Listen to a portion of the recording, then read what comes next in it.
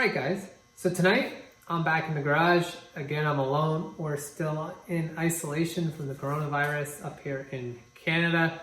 A couple weeks in. Lots is happening to the bus. I'm doing it all myself. Sean's not coming over for obvious reasons. However, tonight everything was going wrong, so I was like, you know what? I hadn't made a video in a while, so I'll post a bit of an update. Last video we posted, we were throwing some of the skylight windows in.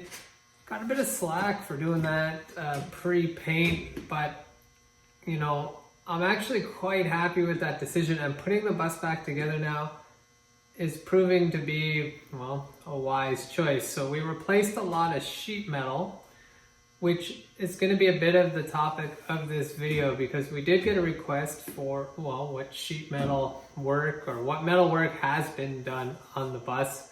So I'm going to go through that, but we definitely have had some fitment issues to do with the sheet metal work. If it was painted, I'd be crying right now. So let's jump in. I'm gonna grab the handheld and walk around the bus and kind of describe what we've done. So yeah, let's do that now. All right, so starting with the front of the bus, you can see we've replaced, well, you can see the lower nose there. Yes, the seam, the weld seam's still across. So as I mentioned last time, we've primed and sealed, protected everything, getting it ready for the body shop. But yeah, we replaced the bottom nose, the lower valance inside and out. We had some issues with the front window frame with rod and whatnot, so we actually only replaced the bottom section. Again, you can see the seams there. So front of the bus, hindsight now, I would have replaced the whole nose. Just would have been a cleaner job, less welds, but here we are. That's what we did on the front. Now, if you're looking down the side, it's hard to see with all the junk I have in here. I have all the boxes down, all the Tupperwares, pulling out all the parts, putting it together. But we replaced the front door skins, and this is one of the fitment issues I'm having. So you can see whole door handle goes on. That's how it gets secured, right? So if I go inside, you can see, maybe you can't see how the holes don't line up on the inside. So the original hole obviously is this blue piece, green, my funky green metal. The hole's not lining up, right? So if I grab the handle, and again, I apologize for the quality. Sean's not here. I'm doing it all by myself, but the back hole lines up perfectly. Look how off my front hole is. So, man, if this had just come back from paint, go to put on your handles, what a disaster. That would have been, at least at this stage, I can drill the correct hole, fill that hole, and move on. But anyhow, we have new door skins. We have lower rockers there all the way down, replaced the bottom 6 inches part of the cargo doors inside and out. It's new cargo floors on the inside. You can see a bit of my wiring going on back there. I'm working on cleaning it up, but it's still a work in progress. The roof, Grumpy is metal, so, you know, we have the roof section, so a good portion of that roof, if you remember those videos, we cut and welded all this section. So you have the front nose, or front roof, which is original, back roof, which is original, but the whole middle section has been replaced. Coming to the back of the bus, we have the rear corners. So both rear corners and battery trays have been replaced. They were rotten. The rear deck lid itself, we picked this one up most of the new metal is from Classic Fab or Funky Green Metal, but BBT is who we got the deck lid from. Nice quality stuff as well.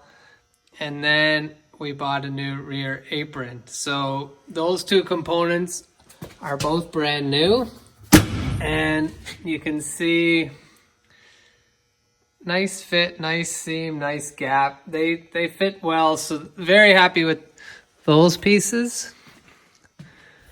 And then we did the long rocker on this side. We did the dog's legs. Lots and lots of metal work. So that's all the metal work that we've that's all the metal work that we've done on it, which, you know, is a fair amount.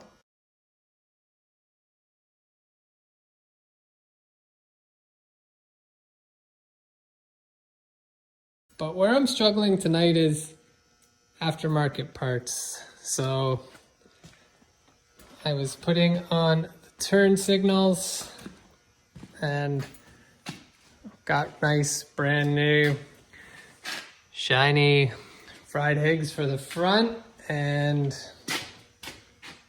this one just connecting up the wire, tang broke right off. I've resoldered it on, but by soldering it now it's not as tight as it was, so it's a little sloppy. I rebent and whatnot, but I'm not sure how great that's gonna be. You can see the movement there.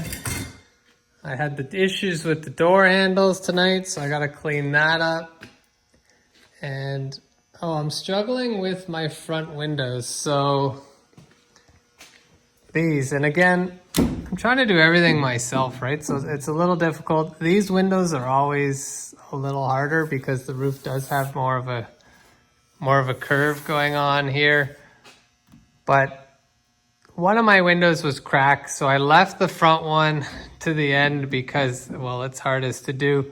I had one good window left.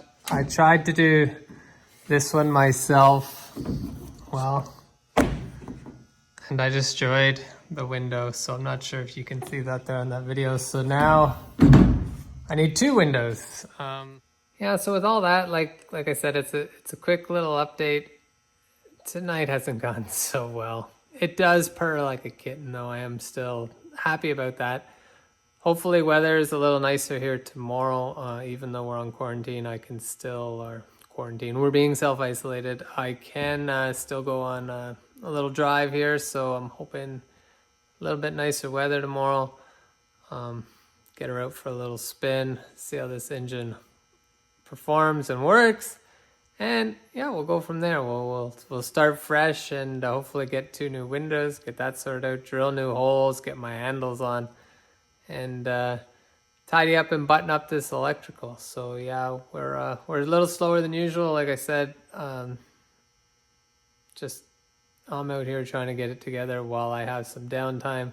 Sean can't come over. I don't know when that's going to be lifted and we're allowed to gather again. But anyhow, thanks for watching. We'll see you out there.